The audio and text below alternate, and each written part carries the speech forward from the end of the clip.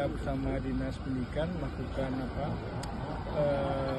review ya, melihat bagaimana implementasi dari program yang sudah kita tanamkan terkait bagaimana isu loser dan dukungan pada umumnya menjadi suplemen dalam pembelajaran di 3 mata pelajaran, itu biologi, geografi, dan kimia.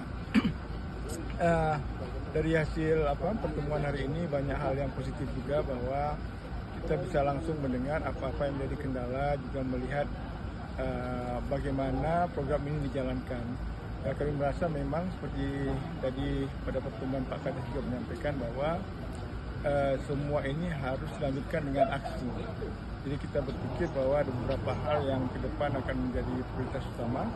Yang pertama, bagaimana bisa bersama-sama dengan guru-guru di sekolah mewujudkan sekolah di Wiata, kemudian terbentuknya unit-unit Sispala, siswa pecinta alam, yang menurut kami ini adalah cikal bakal dari rencana bagaimana siswa-siswa yang ada ini sebagai agen perubahan terhadap lingkungannya. Jadi mereka akan menjadi agen perubahan terhadap lingkungan di sekolahnya, juga harapan besarnya di keluarganya. Dan ini adalah hal yang sangat positif. Kami sangat berterima kasih juga kepada Dinas Pendidikan, juga kepada seluruh sekolah-sekolah yang telah begitu antusias untuk menjalankan program ini. Walaupun tadi sudah disampaikan ada beberapa kendala yang memang itu menjadi tantangan buat kita bersama.